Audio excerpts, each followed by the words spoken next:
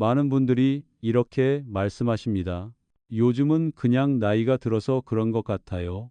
밤에 누우면 잠은 쉽게 드는데 자꾸 중간에 깨고 아침에 일어나면 몸이 개운하지 않고 손끝, 발끝이 괜히 차갑고 저릿저릿합니다. 특별히 아픈 데는 없습니다. 병원에 가도 큰 이상은 없다고 합니다. 그래서 대부분은 그냥 넘깁니다. 하지만 제가 30년 넘게 진료실에서 지켜본 바로는 이렇게 조용한 신호를 무심코 넘긴 분들 중 일부가 어느 날 갑자기 큰 일을 겪게 됩니다. 쓰러지지 않아도, 아프지 않아도 몸속에서는 이미 혈관과 혈액이 힘들어지고 있는 경우가 많기 때문입니다. 저는 김현우 대학병원에서 오랫동안 중장년과 노년 환자분들을 진료해 온 의사입니다. 오늘은 병 이름을 이야기하려는 것이 아닙니다. 무섭게 겁주려는 것도 아닙니다.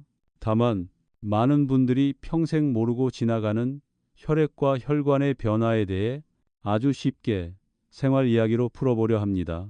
몇 해 전 경기도에 사는 67세 박성호 어르신을 만난 적이 있습니다. 이름은 이해를 돕기 위해 바꿨습니다. 박 어르신은 겉보기엔 아주 건강한 분이었습니다. 담배도 안 피우고 술도 거의 안 드셨고 기름진 음식도 피하셨습니다. 본인 말로는 나는 혈관 걱정할 사람은 아니지요 라고 하실 정도였습니다. 그런데 어느 날 아침 식사 후 잠깐 어지럽더니 말이 잠시 잘 안 나오는 느낌을 받았다고 하셨습니다. 몇 초 정도였고 곧 괜찮아졌습니다. 그래서 그냥 피곤해서 그런가 보다 하고 넘기셨죠. 하지만 가족의 권유로 병원에 오셨고 검사를 해보니 큰 혈관은 멀쩡했지만 혈액이 상당히 끈적한 상태였습니다. 이게 무슨 뜻일까요? 많은 분들이 이렇게 생각합니다.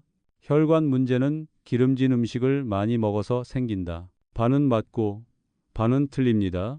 실제로 중장년 이후에 생기는 문제의 상당수는 기름보다 혈액의 상태에서 시작됩니다.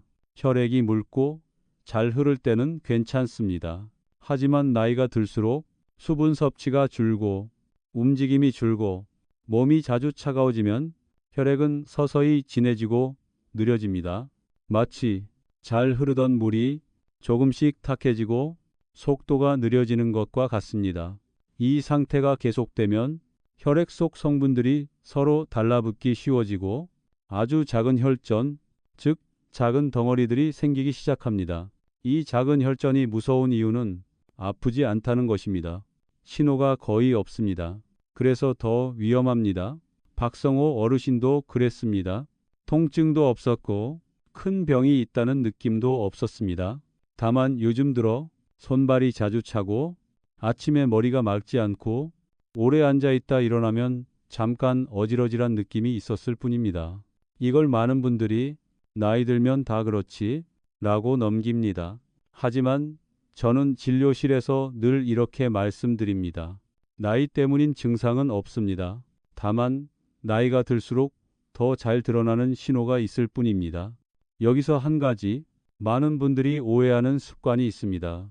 밤에 화장실 가기 싫어서 저녁에는 물을 거의 안 마신다. 이 습관 혈관에는 오히려 독이 됩니다. 몸에 물이 부족해지면 혈액은 자연스럽게 더 진해집니다. 특히 밤 사이에는 혈액이 가장 느려지는 시간입니다. 이때 혈액이 진하면 혈관 안쪽에서 마찰이 커지고 작은 덩어리가 생기기 쉬워집니다. 물을 너무 많이 마실 필요는 없습니다. 하지만 아예 안 마시는 것도 문제입니다. 또 하나, 짜게 먹으면 혈압에 안 좋으니까 무조건 싱겁게. 이것도 균형이 중요합니다. 소금을 많이 먹는 건 분명 문제지만 너무 오랫동안 극단적으로 싱겁게 먹으면 몸의 전해질 균형이 깨지면서 혈액의 흐름이 오히려 나빠지는 경우도 있습니다. 몸은 생각보다 정직합니다. 필요한 것은 적당함이지 극단이 아닙니다. 박성호 어르신께 제가 드린 조언도 아주 단순했습니다. 약을 바꾼 것도 아니고 비싼 치료를 한 것도 아닙니다.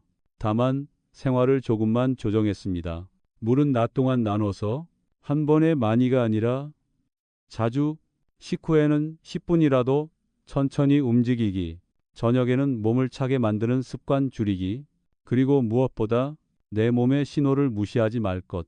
그 결과 몇 달 후 다시 뵀을 때 어르신은 이렇게 말씀하셨습니다.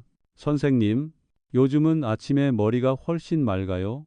손도 덜 차고요. 제가 오늘 이 이야기를 드리는 이유는 여러분을 불안하게 만들기 위해서가 아닙니다. 혈전은 하루아침에 생기지 않습니다. 하지만 매일의 작은 습관이 조용히 쌓여 만들어집니다.